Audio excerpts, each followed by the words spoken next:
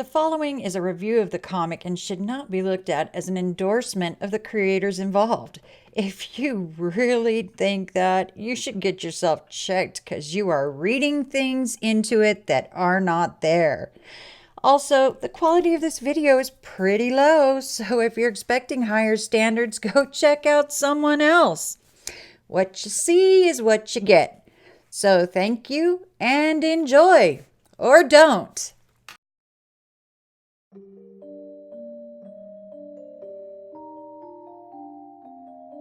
Hey guys, StarCraft here, and well, I'm not going to review the animated movie. A bit of a hassle trying to go through, but I'll give my thoughts at the end of this video.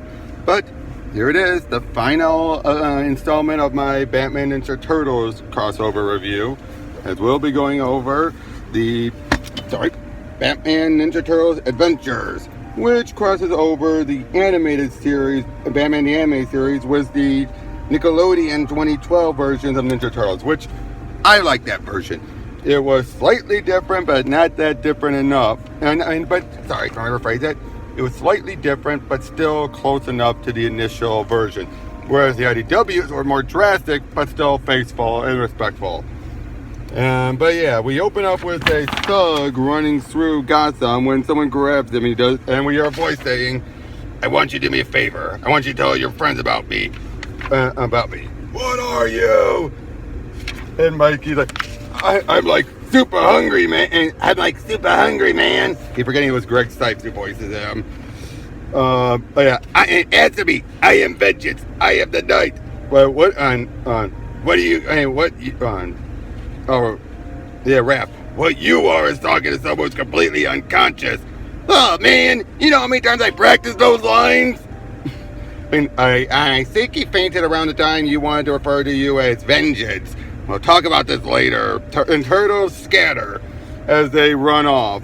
Yeah, it's weird, but we see Batman then showing up in a location to find Two-Face and Harvey. Yep. Sorry. Harvey's there. Even saying how, Harvey, it's time to go home. And we even see them do a nice little reference to Teen Titans Go as they're watching Pretty Pegasus.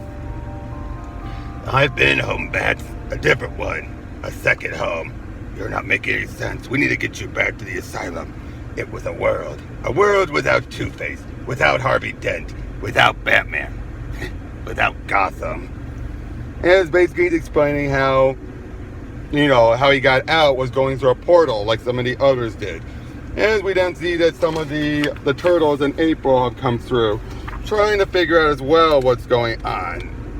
They're trying to figure out, exactly what it is, some of this stuff, because they're basically, someone's utilizing defunct Krang technology. So, yeah, there's a Krang portal open, they gotta bust it.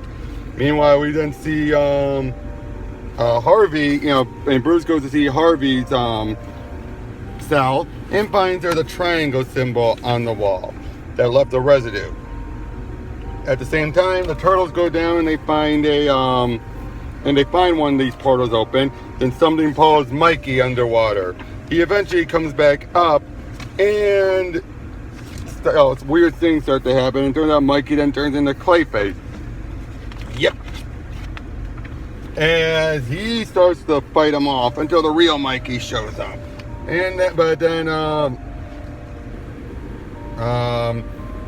They keep on fighting more and more until they eventually fight him more and more until they use the sewage to knock him back into the portal. And the portal closes behind them. We see then Bruce and Alfred are working down the Batcave, and I love it. Like, I don't suppose you could spare some time for a late night dinner, Master Bruce. Not right now, Alfred. Thank you. I'm shocked, sir. And here I went to and prepared this generous portion of nothing. Now it will all go to waste. Cute, Alfred. That is one of the funniest. But it's something the animated Alfred would do. As Bruce is trying to figure out he's trying to figure out the energy signatures. Meanwhile, back in the Turtles universe, you see the Foot Clan have him running with Joker and Harley. Yep, interesting start so far. As we see that last week, well, basically find out about how they escaped when Harley utilized some wet floor, like, water on the wet floor, using that to slip around and be like, I'm such a klutz, to take him out. And she then starts using that as a chance to escape as they start to make their way out. They soon see two portals opening in the back. Yeah, he's like, well, that's new. But then Joker has an idea, grabs a bunch of the guards, rope them up so it looks like a smiley face. He would so do that. Then they come across there and they run into the Shredder. As well, the Shredder just taunts them, basically. And not Shredder, Joker taunts them. And basically, Shredder's having none of it. But then we have it be Joker utilizing an exploding rubber chicken, then reveals he rigged the whole place with a whole bunch more of them. So basically saying, like, I wouldn't do anything if I were you. Robin and Batgirl show up, and clearly with the looks, this is during the pre-Gotham Knights era, or New Adventures era. As they're basically being filling in on what's going on, they find one of the portals. And at the same time, in the park, in New York, in Central Park, they find one of the portals as well, and they're looking at it until Mikey reaches in and feels something. Feels like a gargoyle in his Batman's face. A very angry gargoyle. Batman decks him as Batman comes on through. And I love Mikey. Mutant bat creature from beyond. And then more comes through until Batgirl comes out. Another mutant bat creature from beyond. Robin comes through and I get dressed in red. And this soon leads to the typical misunderstanding of them fighting it out. They're all, putting up their dukes and everything. Yeah. But then I love this bit though. You have April, who is a skilled fighter in this universe, fighting Batgirl. And basically saying, like, you're human, so why are you working for the Krang? Am I supposed to know what a Krang is? You travel through an alien portal and you don't notice any, aliens? Seriously? I'm not the one hanging around with little green men Touche, Barbara, touche. But then as Leonardo and Batman are fighting, they both realize neither of them are going for killing blows, which means they're not on the bad side. But at the same time then, one of their enemies, Snakeweed, comes in looking very dazed. As it turns out, he's under the control of Poison Ivy. Now, as you're probably getting this feeling, this is more of a lot of, let's have all of these villains pop up. But the thing is about this, whereas the main crossover actually was trying to tell a good story and everything, this one, it's still telling a good story, but treating more like you would in a kid's cartoon crossover, where you would have these team-ups and everything, or the villains all meeting up and all that. Basically, I love this with Joker. I assume you have demands. Demands? Shreddy Boo, we've been friends for nearly 8 minutes now. I don't make demands of my besties. I was thinking more along the lines of a mutual relationship. You scratch my back, I put a kick beside on yours. Shredder wants nothing to do with it. Until then, he hits them with his laughing gas, causing Shredder to take off his mask and just collapse, basically incapacitating him for quite a while. Meanwhile, they're all dealing with Snakeweed and Ivy as Snakeweed is adapting in front of them.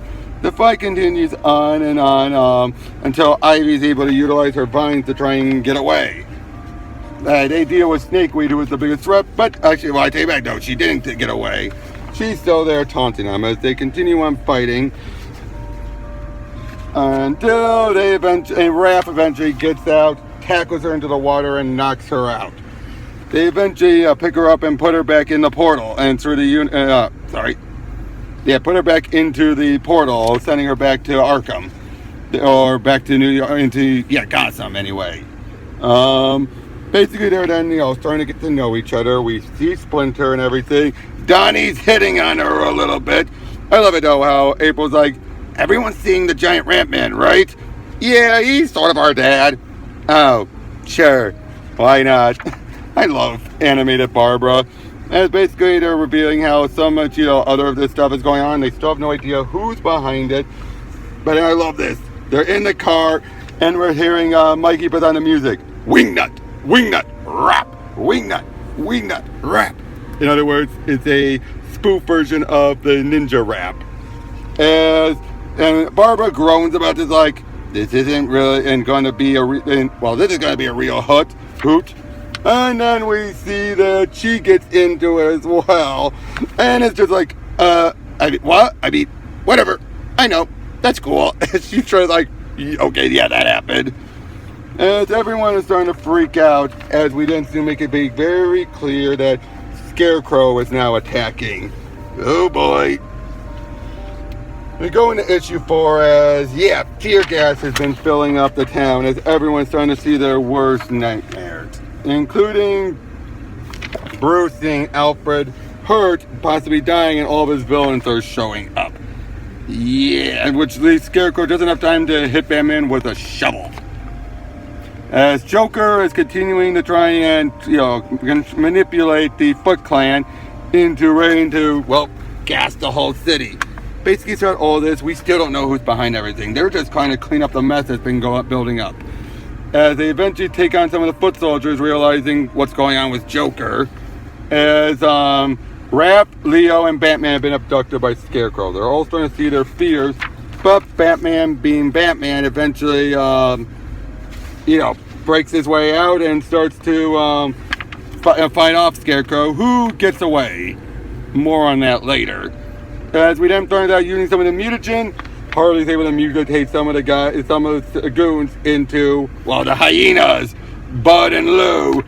As and with April and Batgirl there, we see that Joker's still trying to keep control of the Foot Clan until Batgirl and April knock Bud and Lou through. Basically a bit more. Sorry, let me rephrase that. You have Batman and Mikey and Leo are just keeping an eye on the portals. Robin. Sorry. I'm a little out of it right now. Sorry. Batman, Leo, and Raph are contacting Robin, who's with Michelangelo. Mikey's being a bit of a goof, obviously. As it turns out Raph is still suffering from the Scarecrow toxin. As everything's starting to get a little crazy inside, they make their way in, fight off some of the Bud and Lou. Meanwhile, while the Turtles start talking about Splinter, this causes Shredder to realize something and start to fight off the Joker's, toxins. Until eventually he gets up, takes and knocks off the Joker, and then takes his place, telling everyone to leave now. They even mention how, that's not common to happen. Shredder must have incredible will, which, he does. Meanwhile, we finally find out who is responsible for using the Krang tech. Jarvis Tech, the Mad Hatter. Didn't see that coming. We didn't get into that. We find out about what happened. How he was just fiddling around with some of his own tech before he got abducted, opening the portal, realizing, what do I have here? He thinks it's his Wonderland. And then he's eventually, a week later, he gets control of a guard, starts bringing some of his tech over. He starts to replicate his portal, making a deal with everyone as well to let him through. As then it's decided to have Robin and Mikey go on through. And Mikey puts on a Batman outfit of his own, goes on in. My favorite bit. We get this brilliant recreation of the Batman intro. Right down to Mikey doing the glaring. They fight. A bit of goofiness from Mikey. And at the very end, standing there, the lightning strikes. And dude, that was loud. Is your utility belt made out of a bungee cord? Wouldn't you like to know? Basically, then now they're waiting on the others to come out because they need them on the other side to find Jarvis and everything. And we have some weird stuff, mutant cat made out of ice cream living in their freezer. Sounds about right. That seems about right. But Robin and Mikey make their way through until they find Jarvis. And, starts leading to an action sequence, of course. Eventually, with a bunch of brainwashed people, obviously. Then it looks like Jervis is planning on zapping a control into mind controls ray into New York and take everyone over. Thanks, because here's what happened. When he sent all the bad guys through, they each left little beacons that dropped off as soon as they entered the portals, which would amplify this ray and put everyone under his control. Basically, again, trying to make the whole city and take control of every single one in that city. Then, yeah, Mikey starts to utilize, launch himself at the ray, taking it out. Everyone's back to normal, and obviously, then jumping back through the portal, Batman and the others show up. They take Jervis down. Yeah, everyone is so happy as they all leave, and they enjoy some pizza. As we then see that Scarecrow, meanwhile, is redesigning himself, and we're seeing the redesign includes his Gotham Knights redesign. What could be scaring him? Well, you think, well, that's the end. Not quite. As we jump, this last issue jumped a few years later, as we're now in the Gotham Knights era, where we have Nightwing, we have Tim Drake as Robin, and we have Batgirl in the black outfit. They're about to watch, we're seeing Bruce and Tim about to watch War of the Worlds. Tim is having none of it. Now remember, Tim by this point has more the personality of Jason. When the Krang have made their way to their universe and are attacking.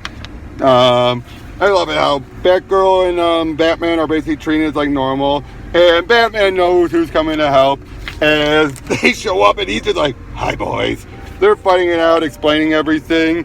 I love it. Like, sorry about that. That's what? The invading hordes of alien brain creatures? I hardly noticed.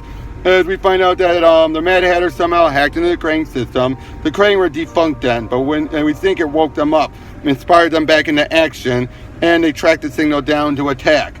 So it's a bad case of, yeah, they're trying to do a huge invasion. Robin is trying to wrap his head around this because he wasn't there when all this happened. Which makes it more hilarious. And then we find out when Scarecrow left, he stumbled on the Krang's location, and they tried to attack him. And he made his way out, made his way back, but it terrified him. Batman and Raph show up. Basically, he explains how, oh yes, I'm not surprised about all this, but I took preparations. I put my fear gas in those balloons that the police have going around. Then Nightwing shows up. I love how Donnie's like, oh boy. He basically thinks like Nightwing is basically like what Casey Jones is to April. It's like, can I catch a break? And I love how Mike is like, hey, Big Robin! And then they start utilizing these triggers to activate all of the gas. It's not fast enough, so Raph jumps and stabs into it, getting a, well, basically a lung fall of the gas. All of the other turtles, though, use these air filters to take care of it. As we see the Krang are seeing all the everyone as monsters, scaring them all to leave and retreat. As we have, Raph is still susceptible to it, but he's trying to shake it off. I didn't like it how, of course, Donnie's trying to be all schmoozy with Batgirl until Raph grabs him like, come on, gets another hallucination, but they decide to leave as they all head on out. And, yep, they decide to head back to the movie. Sans the time for Robin. And that's the end. This is more of an epilogue than it is a actual final issue, but for what this was, this felt like what an animated crossover on the Nickelodeon side of things would be. And yeah, it was fun. It was interesting. Again, because you have all of the villains popping up and they're just trying to fight them all. It's nothing but action. The story is very flimsy and all that. It's like, oh, Jervis Tech just happened to hack into the Krang and everything. No big take over the world thing until the Krang at the very end. And Jervis wanted to take over enslaving New York, but still. But for what it was, this, like I said, it feels like what would have been happening on their side of the series. Now, as far as the animated adaptation of the first miniseries, I'll talk a little bit about it here. I liked it. It was good. Having Troy Baker as both Batman and Joker, the first time we ever had an actor do that, was great. The casting they mostly got, except for Damian. Damian was so annoying. That voice grated on me. But and overall, though, they really adapted the first miniseries well, but they kept it where they were both on the same world as opposed to two separate universes. Because of that, it changed a bit, like how what the villains' plans were and everything. It changed some of the orders. You have Batman becoming a man-bat at one point. There was some real good humor. My favorite has to be from Harley. My two favorite, I should say, have to be from Harley and Ivy separately. When and Joker's telling Harley to put in the mutagen and all that, he's like, "Nurse? All right, fine, doctor." And basically Harley's explaining how 8 years of medical school, 4 years of residence, and he calls me nurse. Cracks me up. And then later when Ivy transforms into this plant creature, we see some of the turtles and Robin about to deal with her. Turns out she rooted into the ground. She's stuck. So they just wiggle around her. And she's like, ah, ah. It's like, it's hilarious. But again, the whole bit of this, it's the first miniseries, again, loosely adapted. Very loosely. There was some stuff that kind of bothered me, like how Leo was the one who took down Raish as opposed to the 4 turtles, things like that. But overall, it was very good. I'd love to see a sequel. And it ends differently. It ends with a Jokerized Shredder. Yeah. But again, I highly recommend it. And yeah, that's the end of my Batman Ninja Turtles videos. Again, this was so great. These characters worked surprisingly well off of each other. And yeah, I hope they ever do more. They're not going to do any more miniseries. That last one wrapped everything up. But I hope they do more of the animated adaptations at least. And yeah, that's all I really have to say. Catch you guys later.